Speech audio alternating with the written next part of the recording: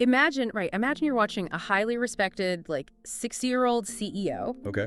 and he calls in a contractor to install a physical, fully functional traffic light, like right outside his office door. Wait, like a literal street light. A literal red and green light wired to a switch sitting right on his desk. And he doesn't do this as a joke. It's a genuine warning system for his employees. Oh my gosh. Yeah, if the light is red, it means stay away from me because every single one of you is a blockhead and I just cannot bear your incompetence. That is wild. Right, but the craziest part of the whole scenario, he is the one who hired all of them. Oh, of course he did.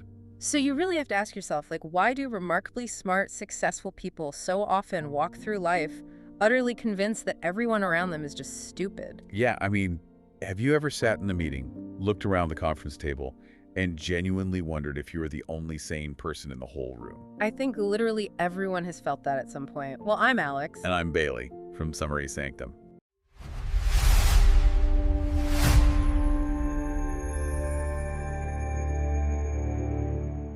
And today, we are going on a bit of a psychological rescue mission for you. We are diving deep into Thomas Erikson's phenomenal book, Surrounded by Idiots. It is such a good one. It really is. We're going to hand you a behavioral decoder ring today, because here is the liberating truth. You aren't actually surrounded by idiots. No, you're really not. People simply speak entirely different behavioral languages. So by the end of this deep dive, you are going to understand the 4 main personality colors. Which is going to be huge for you. Oh, absolutely. You will drastically reduce your daily frustrations, and you're going to unlock this superpower for dealing with absolutely anyone. Like, from that boss who barks impossible orders, to the friend who talks for an hour without breathing, to your partner who maybe obsesses over some tiny detail while ignoring the big picture. It honestly shifts your entire worldview once you grasp the mechanics behind it. I mean, we spend the vast majority of our lives operating under this default assumption that everyone else processes reality the exact same way we do, right? Right. We just assume our baseline is everyone's baseline. Exactly. And when people inevitably deviate from our expectations, our immediate psychological defense mechanism is to assume, well, there must be a defect in them. Which brings us right back to the origin story of this entire concept. We have to talk more about STORE. Ah, yes. The CEO with the traffic light. STORE is like the perfect entry point into human behavioral blindness. So Erikson met this man early in his career. STORE was this entrepreneur who built a highly successful business from the ground up. So he wasn't an idiot himself. Not at all. He commanded respect, he really understood his industry, and he generated massive revenue. But his internal culture was a total disaster. Because of the whole everyone is an idiot thing. Right. He operated under the sincere belief that his entire staff was defective, and he wasn't even hiding it behind closed doors. Oh. No, he would literally stand in the middle of the office and declare that Department A was staffed entirely by fools. Out loud. To their faces. He said Department B understood absolutely nothing about the business. And Department C. He claimed they were so bizarre he couldn't even fathom how they managed to tie their shoes and get to work in the morning. That is just, I mean, the toxicity is off the charts. It's crazy, and that is exactly why he installed that physical red and green traffic light. Just to physically block them out. Yeah, it was placed discreetly above the reception desk, but the entire company knew the code. If he flipped the switch to red, he was inside and you stayed far, far away. I can't even imagine working there. Clients would check the light before entering. Staff would check the light. If it was red, employees would literally turn around and walk right back out the front door just to avoid his wrath. Wow. Now, when you read about a situation like that, the cognitive dissonance is just deafening. It really is. And Erikson, to his credit, sat in Saster's office and actually asked the piercing question that cuts right to the heart of the matter. He just looked at him and said, if they are all idiots who hired them. Which is such a brave question to ask a guy with a literal rage traffic light. Right. It's a dangerous question for sure. Yeah. Sure practically wanted to fetch a shotgun and throw Erikson out the window. I bet. But the psychological friction in that room is where the breakthrough happens. Why did this highly successful guy think his entire staff was completely incompetent? Well, it's because STORE wasn't actually surrounded by idiots. He was just falling into, like, the ultimate psychological trap, which is projection. Yep. STORE had a very specific, aggressive, fast-paced way of navigating the world. So he basically equated his personal cognitive style with the literal definition of competence. Which is so common. It is. Therefore, anyone who deviated from his style was, by default, incompetent. That's the big epiphany right there. If you are a fast-paced decision maker and you encounter someone who, say, needs 3 days to analyze a spreadsheet before making a move, you don't think, oh, they have a different risk assessment algorithm than I do. No, you just think, wow, they are slow and stupid. Exactly. Seischer's definition of an idiot was simply anyone who is not me. Which leads directly into Erikson's core thesis. And this is the phrase that really anchors the entire book. So if you're listening, remember this. Communication happens on the listener's terms. Yeah, that is the golden rule of human interaction. It completely upends everything we're taught about public speaking and articulation. How so? Well, it doesn't matter what you intend to say. It doesn't matter how eloquent or precise you think your words are. The only thing that actually matters is the filter through which the listener processes those words. I like to think about the mechanics of that. Like, I can throw a perfectly spiraled football, but if you're holding a baseball glove or, I don't know, a tennis racket, or if you're just looking the other way, the pass is going to fail. And it's not the ball's fault. Exactly. Every single word you speak passes through the listener's biases, their current emotional state, their background, and most importantly, their core behavioral profile. Whatever remains after passing through that crazy, complex filtration system. That is the actual message they receive. Right. And we really resist this idea because it places a massive burden of responsibility on the speaker. We want to believe that just being articulate is enough. But human behavior isn't some flat surface, you know? It's built in these deep, complex layers. Yeah, and Erikson breaks those layers down beautifully. Deep down at the foundation, you have your core values. The bedrock stuff. Right. These are deeply embedded principles, usually installed by your parents or your early environment, early schooling. Things like treat everyone with respect, or hard work pays off, or stealing is fundamentally wrong. You cannot easily reach in and rewire someone's core values. No way. But sitting right on top of those core values, you have your attitudes. Yeah. And attitudes are fascinating because they are formed directly by your life experiences. They're like your brain's predictive models based on past data. Exactly.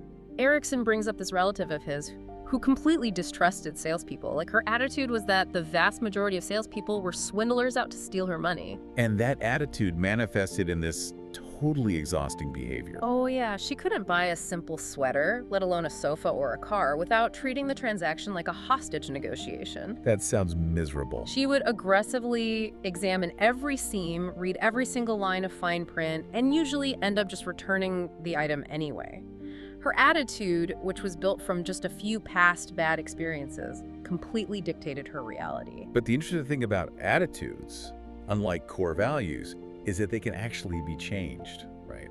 Yeah, if you encounter enough new contradictory data, like if she had 20 wonderful experiences with honest salespeople, her attitude would eventually shift. Makes total sense. Yeah. And then the outermost layer, like the skin, is moderated behavior. The mask. Exactly, the mask we wear for the world.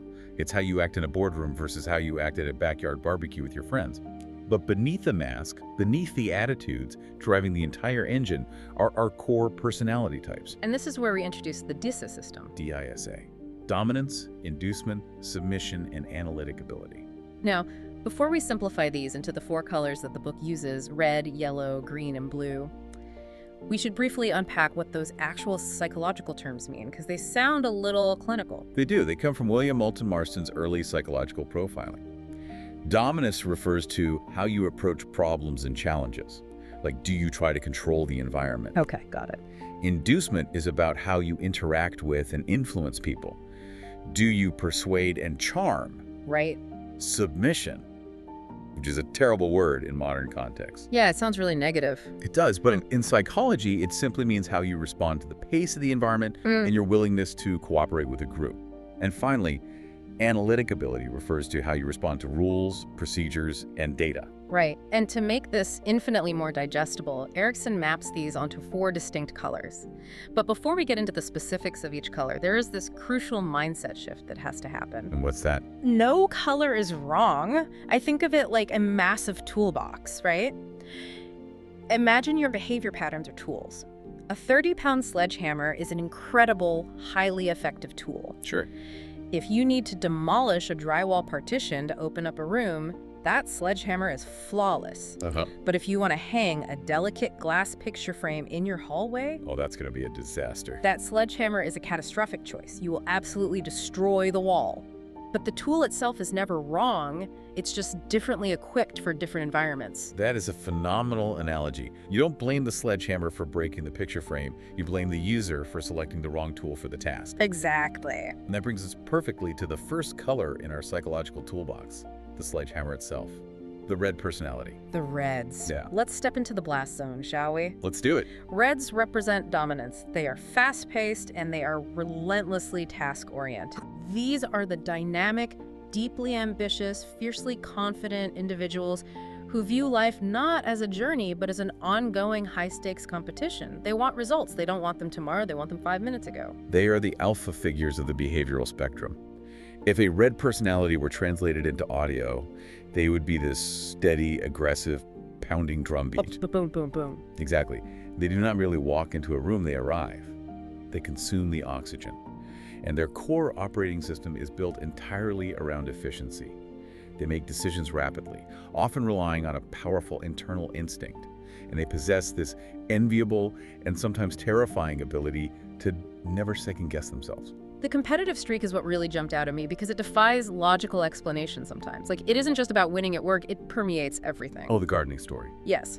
Erikson tells this brilliant anecdote about his neighbor, Pell. So Erikson had a beautiful garden. He loved working in the dirt, cultivating plants. It was his true passion. Nice and relaxing. Right. Now, Pell, the neighbor, was a strong red who didn't even like gardening. None at all. He had zero passion for horticulture. But people in the neighborhood kept stopping by to compliment Erikson's yard. And to a red, someone else receiving praise is perceived as a direct loss on the scoreboard. Exactly. So what does Pell do? He doesn't just plant a few nice bushes to keep up. He hires contractors, brings in literal earth movers, and transforms his own yard into a golf course standard masterpiece. Just to win. Just to win. He meticulously designs new beds, imports exotic flowers, and builds the greatest garden the town has ever seen. Why? Simply to beat his neighbor. He didn't care about the flowers at all. He only cared about the victory. The flowers were just the arena in which the battle was fought. And if we look at the cognitive mechanics of that, what is actually happening in Pell's brain? Right. Reds receive dopamine not from the activity itself, but from the attainment of dominance. To a red, everything is a measurable competition. Finding the closest parking spot at the grocery store. Oh, I know people like that. Walking slightly faster than the person next to them on the sidewalk. Playing a casual game of Monopoly with their extended family. Monopoly with a red is terrifying. It really is. But they aren't doing it to be malicious or cruel. Their brain simply has this insatiable algorithm that seeks to conquer whatever variable is placed in front of them. And that drive produces a level of certainty that can actually override the reality of the people around them. This is where the danger lies, and it's perfectly illustrated by the story of Elizabeth, the consultant. Oh, the $50 million mistake. This is an absolute masterclass in authority bias. It really is. So picture this. You are in a high-stakes boardroom meeting during an economic recession. Tension is high. Very high. Everyone is stressed about revenue. Elizabeth, who is a strong red personality, stands up and confidently declares that a specific target company is still earning $50 million a week. Just states it as a fact. States it as an absolute, undeniable fact. And sitting around that table are 15 highly trained, intelligent, analytical consultants. And what do? They sit there, they take notes, and they nod. Nobody fact-checks her. Nobody raises a hand to push back. It is treated as gospel. But later that day, in a taxi, Erikson hears a financial report on the radio stating that the company in question is actually making about $2.5 million a week. She was off by over $47 million a week. A week. So the psychological puzzle here is, why didn't 15 brilliant people stop her in the middle of that meeting? It's because of the delivery mechanism. Reds deliver their opinions with the exact same cadence and force as universal facts. Yeah, that's so true. When she spoke, her facial expression was determined. Her posture was dominant. Her voice did not have a single quiver of hesitation. Human brains are evolutionarily wired to use confidence as a proxy for competence. Wow. When a red believes something, even if they just thought of it 3 seconds ago, they project it with such sheer force of will that the people around them naturally assume, well, she sounds so absolutely certain she must have seen data that I haven't. It's the halo effect of certainty. And they apply that exact same fierce, uncompromising logic to rules and societal norms. Like, for a red, rules are essentially just suggestions designed for people who don't know how to optimize their time. Oh, remember Bjorn, the boss who drove in the bus lane? Bjorn is the ultimate embodiment of the red mindset. So he lives 20 miles outside the city center. The morning commute is a miserable gridlock of traffic. So every single day, Bjorn bypasses the traffic by casually driving in the restricted bus lane. Just cruising by everyone. He zooms past thousands of frustrated commuters. And the fascinating part is that he fully acknowledges it is illegal. He isn't ignorant of the law at all. He has just subjected the law to a cost-benefit analysis. Right. He did the math. He gets pulled over by the police and issued a hefty fine approximately once a month. But to him, that fine is not a punishment. It's not a moral failing. It is simply a subscription fee. A subscription fee to the bus lane. Yes. He views the monthly police fine as an acceptable financial cost for saving roughly 20 hours of commuting time every month. He feels zero guilt. In his mind, he has just engineered a highly efficient solution to a logistical problem. But this is precisely where we have to discuss the shadows. The shadows, right? The shadow is how a color is perceived by the rest of the world when their traits are dialed up too high. To Bjorn, driving in the bus lane is an elegant, efficient solution. To the thousands of people sitting in traffic, watching him fly by, He looks like a jerk. he looks incredibly arrogant, entitled, and selfish.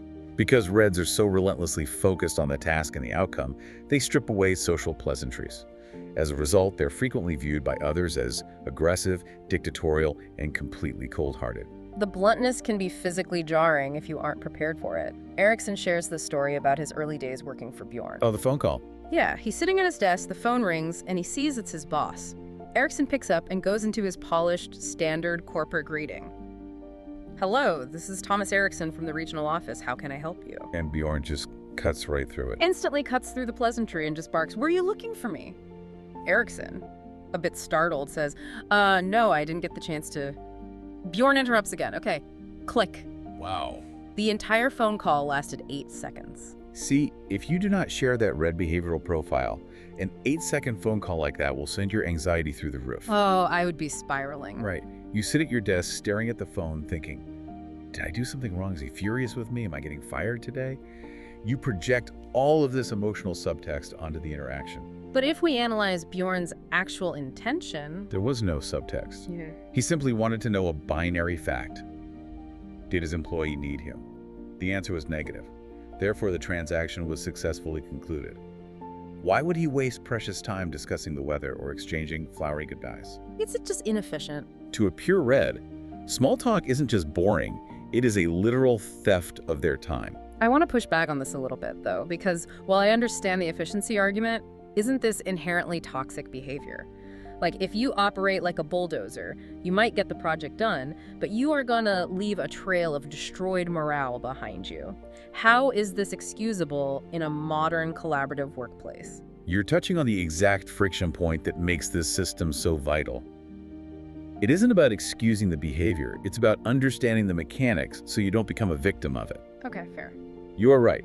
An unmitigated red will absolutely destroy team morale if left unchecked. But as a listener, if you have a red boss or a red partner, you cannot change their internal wiring. You have to change how you engage with them. So how do you actually communicate with a red without getting run over? You can't exactly ask them to sit down and share their feelings about the project. No, absolutely not. You have to step onto their battlefield, you strip out the fluff, skip the small talk entirely. Do not ask them how their weekend was or how their children are doing unless you have spent years building a deep personal relationship. Keep it strictly business. Be brief. Focus entirely on the outcomes. If you are pitching an idea to a red, you give them the bottom line result first. So instead of saying, well, the history of this market issue started 3 years ago and we've been trying to solve, you've already lost them. Oh, they stopped listening 10 seconds ago. You have to say, I have a strategy that will increase revenue by 12% this quarter. Here are the 3 steps. Boom. Love that.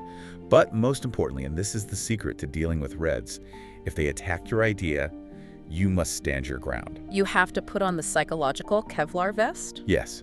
Reds respect strength above all else. They view a fiery, aggressive debate as a normal, healthy Wednesday morning. It doesn't raise their blood pressure, it invigorates them. Yeah. If they challenge you and you immediately back down and apologize, they will permanently lose respect for you. You must push back with facts, maintain eye contact, and defend your position. They don't want compliance. They want a sparring partner who can prove their worth. That is exhausting just to think about, but incredibly useful. Let's shift the dynamic completely. We are moving from the intense, task-oriented red to a type that is equally fast-paced but heavily people-oriented. We are talking about the yellow personality, the inspiring optimist. Oh, the yellows. If the red personality is a pounding drumbeat, the yellow personality is a massive, uncoordinated fireworks display. Perfect description. They are the life of the party, deeply enthusiastic, highly creative, and incredibly persuasive. They represent the inducement factor in the DISA model. They charm, they entertain, and they see sunshine and opportunity where everyone else sees storm clouds. And their internal engine runs almost entirely on gut feelings and intuition. Like, these are the people who can walk into a room full of strangers and instantly make friends with the walls. They possess this boundless, infectious energy. But what is so fascinating is how their optimism operates as an almost impenetrable cognitive shield against reality. Look at the story of Mick and his rusty Alfa Romeo. Oh my gosh. Mick is the perfect case study in cognitive reframing. Totally. Mick is one of those guys who is perpetually jinxed. He's always losing jobs, making bad investments, getting into minor accidents. The universe just seems to throw chaos at him. But his internal yellow operating system refuses to process negativity. Right. He goes out and buys this horribly rusty, unreliable two-door Alfa Romeo. Everyone tells him it's a terrible idea. A week later, he crashes the car into a lamppost. Ouch. The impact completely destroys the driver's side.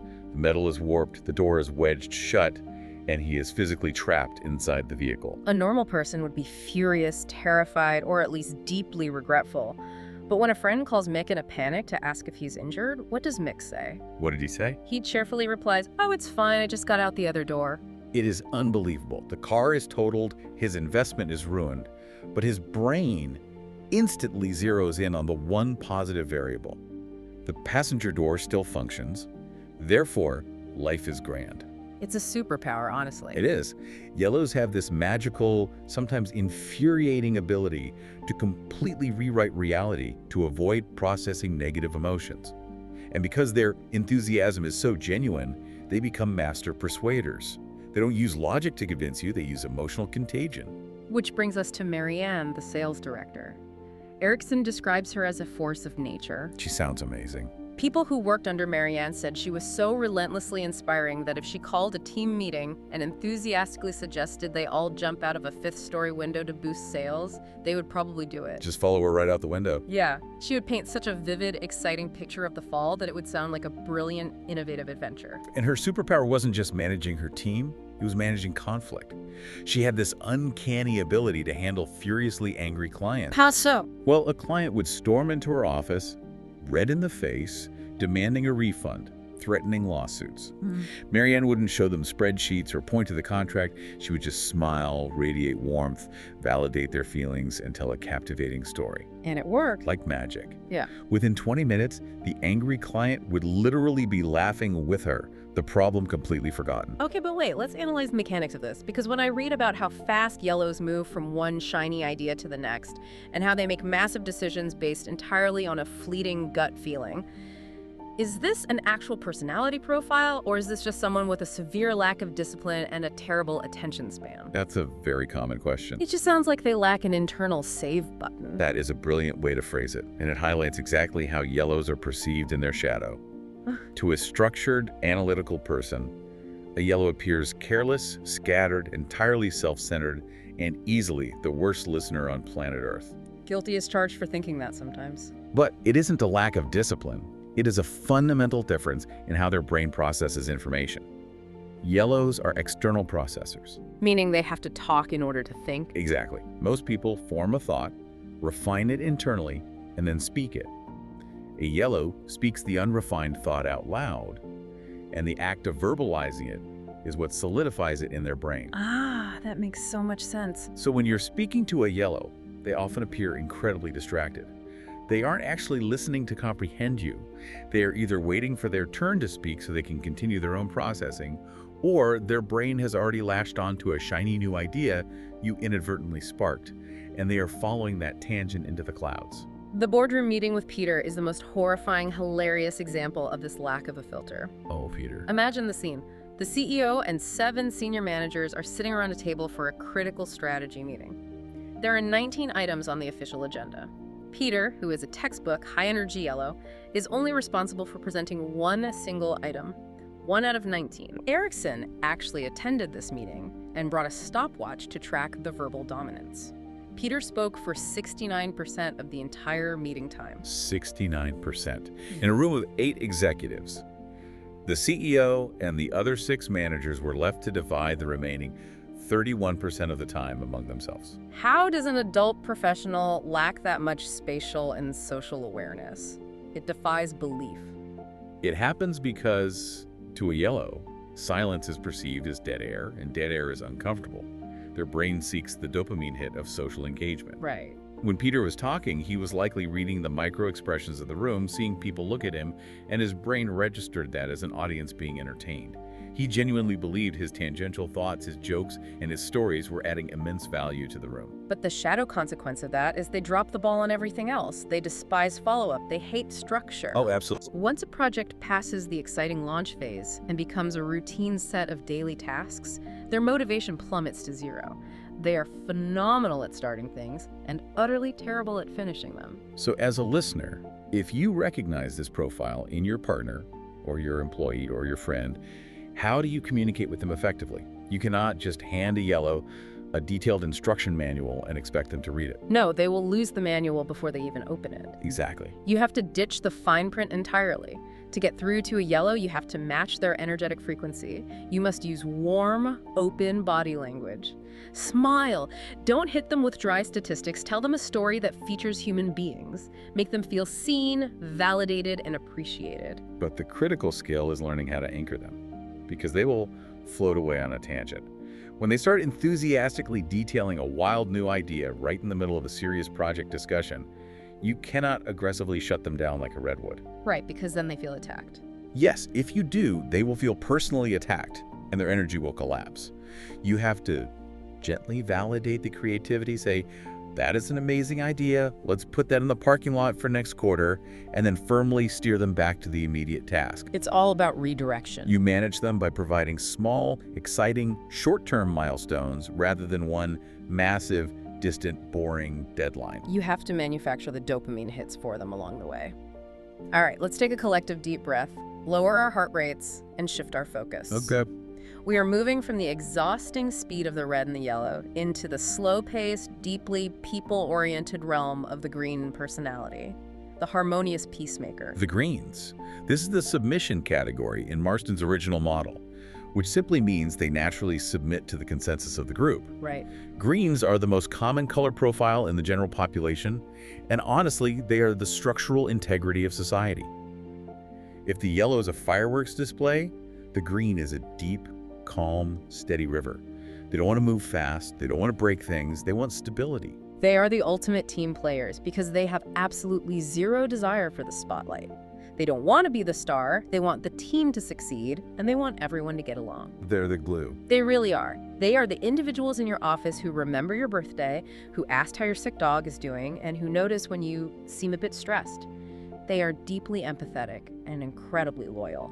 But that loyalty comes at a massive personal cost. The green's core drive is the maintenance of harmony. From an evolutionary psychology perspective, the green brain views the tribe as the ultimate source of physical safety. Makes sense. If there's conflict in the tribe, or if the green becomes a burden to the tribe, they risk being cast out. And being cast out means danger. Therefore, they will sacrifice their own boundaries, their own time, and their own well-being to ensure no one is ever upset with them. Maja is the perfect heartbreaking example of this. Maja was a colleague of Erikson's at a fast-paced consulting firm.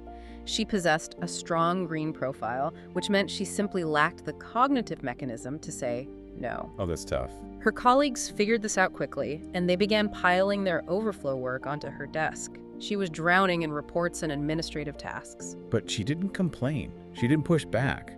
Not only did she not push back, she actively sought out more ways to serve the group. While buried in extra work, she was the one making sure the coffee pot was full. Wow. She was fluffing the cushions in the reception area. She was sending out gentle reminder emails to the consultants, telling them to make sure they went home early to spend time with their families.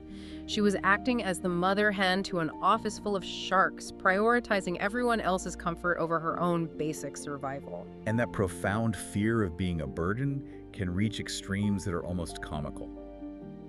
Consider the story of Christopher. The locked-out call. This illustrates the green mindset better than any clinical definition ever could. Set the scene for us. It's a Sunday morning in early winter. The temperature outside is bitterly cold, below freezing. Erikson's phone rings, and it's Christopher, a colleague he knows but not terribly well. Christopher casually says hello and asks how Erikson's weekend is going. Okay. Erikson, just making conversation, mentions that he's a bit worried about his home boiler surviving this sudden cold snap. Now, a red would have said, call a plumber, and hung up. But Christopher is a green. Exactly. Christopher hears a member of his tribe expressing a worry. So Christopher immediately shifts into caretaker mode. He asks detailed questions about the boiler model. He offers advice on how to check the pressure valve. He even offers to call a plumber friend of his to come over and look at it. That's so nice of him. Right. They chat amiably about heating systems for a solid 15 minutes. Finally, there's a lull in the conversation, and Erikson says, "So what are you up to today?" And Christopher casually mentions, almost as an afterthought, that he had stepped out of his office building to grab a quick lunch. The heavy door had locked behind him, and he has been standing outside in sub-zero temperatures, wearing nothing but a thin t-shirt for the entirety of this 15-minute phone call. He was literally risking hypothermia. Yes. Let's examine the thought process that leads a grown man to do that. Christopher is freezing. He calls Erikson, presumably to ask for help or a spare key. But Erikson immediately mentions his own problem, the boiler. So Christopher just swallows his own problem. Exactly. In Christopher's green brain, an instantaneous calculation occurs. If I interrupt his story to say I am freezing, I am making the conversation about me. I am demanding help. I am becoming a burden. That creates social friction. Therefore, it is safer to stand in the freezing cold and help him with his boiler than to risk the discomfort of asserting my own needs. That is just wild. He prioritized politeness over his own physical safety. It's endearing, but it's also incredibly dangerous to their own mental health. However, this exact same mechanism, this intense focus on the other person, gives Greens a hidden superpower. They are weaponized listeners. They really are. Because they aren't waiting for their turn to speak like a yellow, and they aren't trying to dominate the outcome like a red. They actually absorb what the other person is saying. Which makes them devastatingly effective in unexpected arenas, like high-stakes sales. Erikson shares the story of Helena. Right, the vintage car story. Yeah. Sales is traditionally viewed as a red or yellow game. You need aggression and persuasion. But Helena is a deep green. She is trying to land a contract with a notoriously difficult, aggressive executive. Every other salesperson has failed because they tried to pitch him. And what does she do? Helena meets him in the company parking lot as he arrives. He pulls up in a beautifully restored, vintage 1960s sports car. And Helena doesn't hand him a brochure. She doesn't pitch her product. She just looks at the car and says, "Wow, that's it." What was that? And for the next 20 minutes, this tough, guarded executive proceeds to talk nonstop about the paintwork, the alloys, the engine rebuild.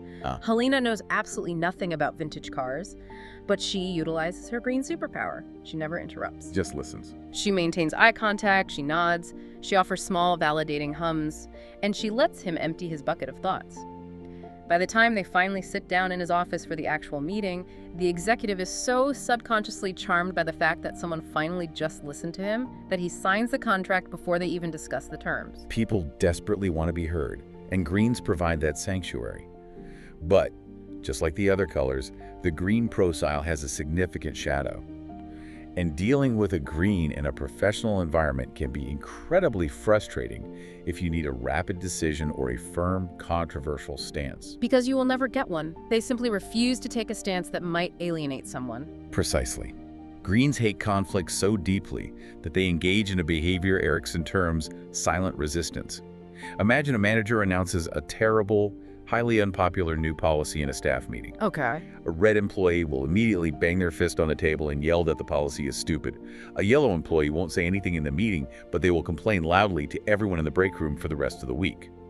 But a green. What does a green do? A green will sit in the meeting, look the manager in the eye, and nod in calm agreement. But internally, they despise the policy just as much as the red. They hate it.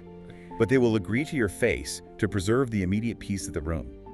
Then they will return to their desk, silently dig their heels in, and absolutely refuse to change their behavior. So it's passive-aggressive sabotage. Exactly. They will complain about you behind your back to other greens, creating an insurgency of extreme passivity. You think you have consensus because they nodded, but you actually have a brick wall. It is maddening for a leader. You think, we agreed on this, and they just smile vaguely and continue doing what they've always done. So how do we communicate with someone who views direct communication as a threat? You have to act like a suspension system absorbing shock. You must slow down. If you corner a green and demand an instant, high-stakes decision, their brain will completely freeze, like a deer caught in headlights. They'll just panic. They will panic and just tell you whatever they think you want to hear to make you go away. To communicate effectively, you must provide a framework of security. So if you are introducing a massive change in the workplace, how do you pitch it to a green? You don't pitch the efficiency and you don't pitch the excitement. You emphasize the team. You explain step by step exactly how this change will not disrupt their safety and how it will not fracture their relationships with their coworkers. Use soft language. Yes. Use soft, inclusive language. You say, we are exploring this together, and your perspective is vital to making sure the team is comfortable. Make them feel secure in their position within the tribe, and they will quietly, steadily move mountains for you. Which brings us to our final quadrant, the final tool in the behavioral toolbox. We are moving to the slow-paced, deeply task-oriented individual, the blue personality, the precise analyst. The blues. These are the perfectionists of the world. They are the realists, though if you ask a yellow, a blue is a chronic pessimist. Blues operate as the quality control department of the universe. They do not guess. They do not trust gut feelings. They do not rely on hope. They rely on data. They know. These are the people who will buy a new washing machine and read the 40-page instruction manual in multiple languages before plugging it in. Oh, without a doubt. I love the story about the Super Bowl fact-checker because it perfectly illustrates the blues' relationship with truth. Imagine you were at a casual dinner party. Everyone is having a few drinks, laughing. Good times. A red personality casually mentions, yeah, the Patriots have been in the Super Bowl 11 times, it's crazy. A yellow enthusiastically chimes in, and Will Smith grew up on that quarterback's childhood block. I read that somewhere. Everyone is vibing. It's a great conversation. And then the music stops. Your blue friend, who has been quietly observing, clears his throat. He stops the entire flow of the party to point out that the Patriots have actually only been to the Super Bowl 10 times, not 11, and he lists the exact calendar years to prove it. Buzzkill. Then he clarifies the exact geographical coordinates of Will Smith's childhood home to prove the yellow is factually incorrect. And then, completely unprompted, he rattles off the exact statistical probabilities of the Super Bowl coin toss landing on heads over the last 51 games. He brings a casual, fun conversation to a grinding halt with absolute, undeniable facts. Now, a blue usually will not speak unless prompted. They are introverted by nature. But if they are sitting in a room and they hear inaccurate information being shared as fact, it triggers an almost physical discomfort in them. I just can't let it go. They cannot let it slide. For a blue, truth and accuracy are not just preferences, they are core values that supersede social grace. They will not cut corners, ever. Erikson shares this phenomenal story about his own father, who was an engineer and a very strong blue. Erikson is building a new patio and needs a foundation. He orders a truck to dump 9 cubic meters of gravel into his driveway. His father, who is in his 70s, shows up to help. But he doesn't just bring a shovel. He brings a highly specialized wheelbarrow, a specific ergonomic shovel designed exclusively for gravel, a plumb line, and a water level. He treats a driveway project like he's building the foundation of a nuclear reactor. Exactly. The father walks around this pile of rocks for hours. He measures the circumference. He calculates the exact gradient required for water runoff. He spends the entire afternoon meticulously using the water level to perfectly smooth millions of tiny rocks to an exact gradient of 1 centimeter per meter. Wow. He is exhausted, covered in dust, working with microscopic precision. And when Erikson finally asks him, Dad, why does it have to be exactly 1 centimeter? It's just a patio. What is the father's response? He looks at him like he's insane and says, because it says so in the manual. And we have to unpack why that is the ultimate blue answer. To a blue brain, the manual represents the accumulated, tested data of experts. It's the safe code. If the manual says 1 centimeter, and you decide to do 2 centimeters because you are in a hurry, you have just introduced a 100% deviation from the protocol. To a blue, a 100% deviation isn't a shortcut, it is unacceptable chaos. It introduces unpredictable variables, and variables equal risk. A blue's entire cognitive architecture is built around the elimination of risk. But I have to ask the obvious question here. If a blue is so utterly obsessed with perfection and getting every single microscopic detail right, how do they survive in the modern corporate world? That's the challenge. Today's business culture is defined by Silicon Valley mantras like move fast and break things. Speed is the ultimate currency. If you take 3 weeks to analyze a problem, your competitor has already launched the product. You have just articulated exactly how blues are perceived in their shadow. To the fast-paced reds and yellows, blues are viewed as cold, pedantic, infuriatingly boring, and hopelessly trapped in analysis paralysis.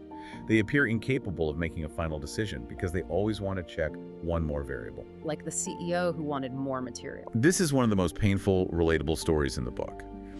Erikson is pitching a comprehensive leadership training program to a CEO who possesses a pure blue profile. Okay. The CEO agrees to a meeting and allocates exactly 50 minutes. Not 45, not an hour, 50 minutes. Erikson meets with him, senses the man's deep need for detail, and instead of sending his standard 10-page proposal, he drafts a dense 35-page document. He sends it off, feeling confident. Sounds solid. A week later, he calls the CEO to close the deal. The CEO says, yes, I read it, it's quite interesting, but is there any more material? Oh, man. So Erikson goes back to his desk and grinds it out. He spends days expanding the proposal into an 85-page behemoth. He breaks the training down into 2-hour intervals, includes sample worksheets, case studies, everything. He sends it, weeks pass. He calls the CEO again. Are you ready to make a decision? And what does he say? The CEO replies in that calm, flat tone. It's very thorough, but is there any more material? They meet again. They go through the 85 pages line by line. The CEO asks highly specific, probing questions. At the end of the meeting, the CEO says it was an excellent discussion, and then asks again, is there any more material?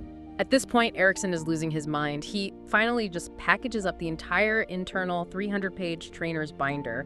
He gives him the proprietary manual. It details the exact minute of every coffee break, the psychological theory behind every exercise, the entire architecture of the program. He hands over the keys to the kingdom. And a month later, what does the CEO ask on the phone? Is there any more material? It's absurd. Why couldn't he just say yes or no? Because we misunderstand the goal of the blue.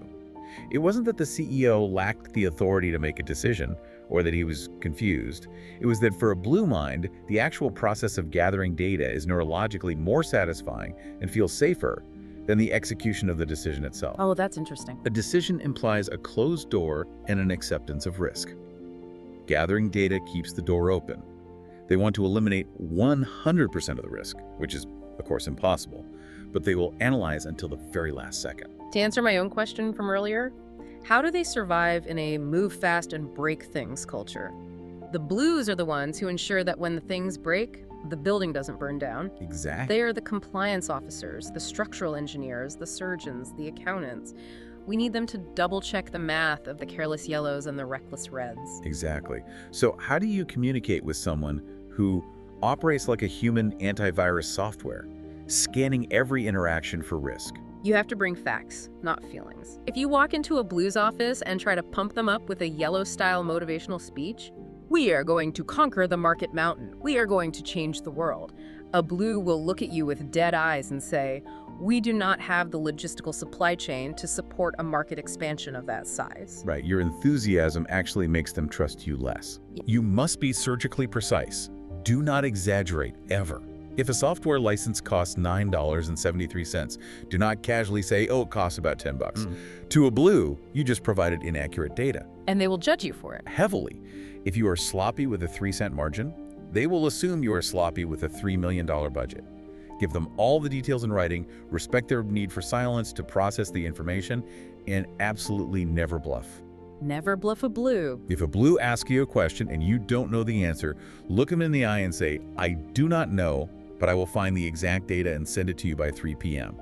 If you guess, and they catch you in a guess, you will permanently lose their trust. Okay, so we have deeply explored all 4 tools in the behavioral toolbox. We have the fast, task-focused red sledgehammer. We have the fast, people-focused yellow fireworks. We have the slow, people-focused green river. And we have the slow, task-focused blue antivirus software. Yep, gets the lineup. The theory is fascinating, but what actually happens when you trap them all in a room together? This is the crescendo of the book. This is where Erikson puts his entire DISA theory to the ultimate messy, real-world test. And the results are a beautiful, predictable disaster. So Erikson takes 20 mid-level managers who have taken the personality assessment. He separates them into 4 pure color groups: 5 pure reds, 5 pure yellows, 5 pure greens, and 5 pure blues. Okay. He places them in 4 separate conference rooms. He gives each group the exact same complex multi-step problem to solve. It's a scenario about planning a major corporate transition. They have exactly 1 hour to solve the problem and write their proposal on a flip chart, and then he just steps back and watches the chaos unfold. Let's break down the psychology of each room, minute by minute, starting with the reds. The red room was a war zone of efficiency. The moment the door closed, they turned a collaborative exercise into a literal race. They didn't care about the 1 hour time limit. Their goal was to finish before the other rooms. Of course it was. The volume in the room was deafening. Every single one of them was trying to seize command. They were talking over each other, barking ideas, fighting for the marker to write on the board. They hammered out a strategy, threw it on the paper, and were completely finished in exactly 30 minutes. Half the allotted time? Half the time. They marched out of their room, walked back into the main auditorium with these triumphant, arrogant grins on their faces. They sat down, crossed their arms, and fully expected a standing ovation for their speed. But when the hour was up and it was time to present, Erikson looked at their flip chart. They had completely failed to actually answer the specific questions in the prompt. They missed the core objective of the exercise. They just designed a plan they thought was superior. And when Erikson pointed out that they failed the assignment, did they show any remorse? Absolutely not. A red does not apologize for taking initiative. They boldly looked at Erikson and claimed that his prompt was flawed, and they had simply adapted the task to reality. And then they sat back down and started checking their emails, completely uninterested in the other groups. That is pure, unadulterated dominance right there. Yeah. Now what was happening in the yellow room? The yellow room was basically a cocktail party without the alcohol. When Erikson checked on them, they weren't even looking at the prompt. They were socializing. They couldn't decide who should be the designated speaker because, naturally, every single one of them wanted the floor. They spent 45 minutes going off on wild tangents, sharing stories about past jobs, and laughing. And how did their presentation go? It was a spectacular performance. Yeah. One of the yellows finally charmed her way to the podium. She didn't use the flip chart. Instead, she gave this highly entertaining, incredibly funny, deeply charismatic speech about how inspiring and collaborative the exercise was. Classic. She had the entire room laughing. It was a masterclass in public speaking. But when you actually parsed her words, it was pure camouflage. They totally ignored the actual task. They produced 0 actionable data, but they felt great about it. They generated pure inducement. Which leaves us with the 2 slower-paced groups. Let's look at the greens. The green room was a study in psychological paralysis. When Erikson observed them, the tension was thick, but completely silent. They were terrified of stepping on each other's toes. No one wanted to seize the marker because taking the marker meant asserting dominance, and dominance threatens harmony. They're just stuck. They spent the entire hour murmuring politely, asking, well, what do you think? I don't know, what do you think? They were so focused on making sure everyone felt included that they barely tackled the problem. And the presentation was a painful display of that exact dynamic. It was agonizing. They essentially forced one guy to be the spokesperson, entirely against his will. He walked to the front, clearly miserable. He mumbled. He physically turned his body to face the whiteboard instead of the audience, avoiding eye contact. Oh, it's hard to watch. And while he was speaking, he kept constantly glancing back at his team of greens, seeking their validation. He gave this incredibly wishy-washy, non-committal answer, constantly using phrases like, the group feels that we are relatively in agreement. And the rest of the greens? Meanwhile, the rest of the greens were sitting in their chairs, arms tightly crossed. Internally, they secretly resented him for doing a bad job, but outwardly, they just nodded along politely to keep the peace. That is the shadow of submission, the silent insurgency. And finally, we look into the blue room. The blues were magnificent in their absolute pedantry. When Erikson peeped into their room halfway through the hour, it was dead silent. But it wasn't the anxious silence of the Greens, it was the intense, focused silence of a laboratory. They were reading the prompt over and over again, parsing the syntax. And how did they utilize their hour? When it was time to present, the 5 blues walked to the front of the room and literally arranged themselves in alphabetical order by last name. Are you kidding me? No, they stood with perfect posture. And instead of presenting a solution to the corporate transition problem, they spent their entire presentation meticulously critiquing the grammatical errors in Erikson's prompt. They spent 10 minutes debating whether the word advisor should have been spelled with an O or an E given the regional context. They weighed the statistical advantages of every single word choice. And when their time was up, they calmly asked Erikson for an extension because they needed more time to gather data before they could confidently begin solving the actual problem. It is the ultimate display of analytic paralysis. And the chaos that erupted in the main room afterward perfectly encapsulates the thesis of the book. Oh, I bet. The Reds aggressively called the Blues idiots for caring about spelling when there was a problem to solve. The Yellows thought the Blues were the most unimaginative, boring people alive. And the Greens just sat there suffering silently, wishing everyone would stop yelling. So, as a listener, what is the profound takeaway from watching 20 managers completely fail a basic task? Like, why design this experiment? It proves, beyond a shadow of a doubt, why cognitive diversity is non-negotiable in any organization, relationship, or society. The instinct we all have is to surround ourselves with people who think exactly like we do, because it feels frictionless. Yeah, we want easy interactions. But a frictionless environment is a stagnant environment. If you build a team of people who are exactly like you, you are doomed to fail in your blind spots. Right. If you build a car manufacturing company entirely out of pure Reds, they will build a car incredibly fast, but they will immediately crash into a wall because no one wanted to waste time checking the brake lines. Exactly. And a company of all Blues will engineer a perfectly safe, indestructible vehicle, but it will never leave the driveway because they are still analyzing the molecular structure of the tire pressure. Great analogy. You need the red to hit the gas and drive progress. You need the yellow to pick a fun destination and keep the team's morale from collapsing under stress. You need the blue to check the engine, read the map, and ensure you don't drive off a cliff. And you need the green to act as the suspension system, keeping everyone calm and connected when the journey inevitably hits potholes. It's a brilliant interdependent ecosystem. But recognizing that ecosystem is only half the battle. The real work comes when the system breaks down. Which brings us to the most practical application of this entire framework, delivering bad news. Feedback. The hardest part. How do you criticize these drastically different types without causing a total meltdown or a screaming match? Feedback is the ultimate test of your ability to adapt your transmission to their receiver. Let's start with the red. If a red employee makes a mistake, how do you handle it? You do not pull them aside and ask how they are feeling. You wear your psychological Kevlar vest. You walk into their office, you look them directly in the eye, and you are blunt. You say, your execution on this project failed, and here's why. You don't sugarcoat it. Never. Sugarcoating feels like manipulation to a red. You state the problem cleanly, and then you prepare for the counterattack. Because a red will instantly argue. They will defend their actions. So what do you do? Let them. Stand your ground, match their volume, and hold the line. If you do that, they will process the feedback, fix the problem, and actually respect you more for having the spine to challenge them. But if you use that exact same blunt, aggressive approach on a yellow? You will emotionally destroy them. A yellow will feel personally attacked, their enthusiasm will evaporate, and they will completely shut down. With a yellow, you must use the classic sandwich method: praise, critique, praise. Start with the good stuff. You start by validating their energy. I love the creativity you brought to this campaign. Then you deliver the critique.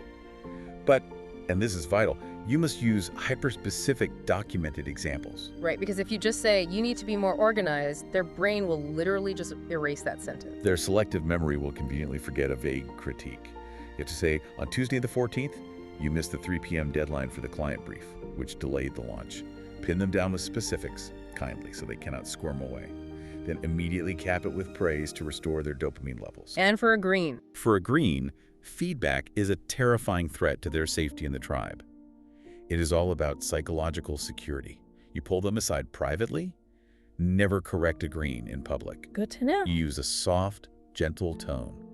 You reassure them that they are a highly valued member of the team. And you must frame the critique not as a personal failure, but as a minor mechanical adjustment to help the group succeed. Like framing it as teamwork. Yes. Say, the team would really benefit if we could adjust this workflow slightly. Never make them feel like the collective group is angry with them. And finally, criticizing the human antivirus software, the blue. Bring a spreadsheet. Do not sit down and say, I feel like you're a bit slow on this project. A blue will reject the phrase, I feel, as vague, unscientific nonsense. Right. You must provide exact metrics. You sit down and say, this specific calculation error on page 4 cost the department $4,125 and delayed the production timeline by exactly 16.5 hours. That's specific. They will not accept emotional arguments. They will immediately argue with your facts, so you better be fully prepared with documentation to prove your metrics. If your data is sound, they will accept the critique without emotion and correct the error. Which brings up the ultimate reflection here. The hardest pill to swallow in all of this. After reading this book, you might think, great, now I know how to fix my yellow husband or my red boss. But you can't. No, you really can't. You cannot change how other people function. You cannot rewire a blue's brain to suddenly love risk, and you cannot force a green to suddenly love conflict.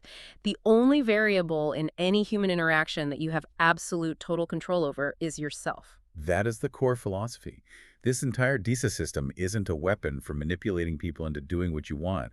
It is a mirror for self-awareness and a tool for flexibility. So, to briefly recap our decoder ring, you have the red personality, fast-paced, task-oriented, the dominant drivers. You have the yellow personality, fast-paced, people-oriented, the inspiring, persuasive optimists. You have the green personality, slow-paced, people-oriented, the stable, harmonious peacemakers.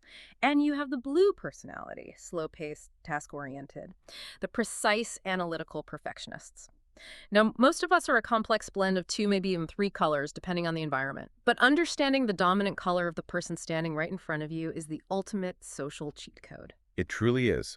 Whether you are dealing with a micromanaging red boss who demands instant results, a scattered yellow partner who can't remember where they put their keys, a silent green teenager who won't tell you what's wrong, or a highly critical blue colleague who demands endless data, adjusting your transmission to match their specific receiver, will save you an incalculable amount of stress. It systematically replaces your frustration with empathy. Because at the end of the day, an X-ray machine for human behavior doesn't exist. We have to do the hard, conscious work to translate our intentions into a language they can actually hear. Which brings us to our final thought. A psychological challenge to leave you with. Lay it on us. The next time you walk into a crowded conference room or sit down at a chaotic family dinner and you look around the table and feel utterly, completely convinced that you are the only sane person surrounded by absolute idiots, I want you to pause and take a very hard look in the mirror, because it is highly mathematically likely that they are looking right back at you through the unique lens of their own color, thinking the exact same thing. The person who learns to step out of their own ego, lower their defenses, and fluently speak the other color's languages, that is the only true genius in the room.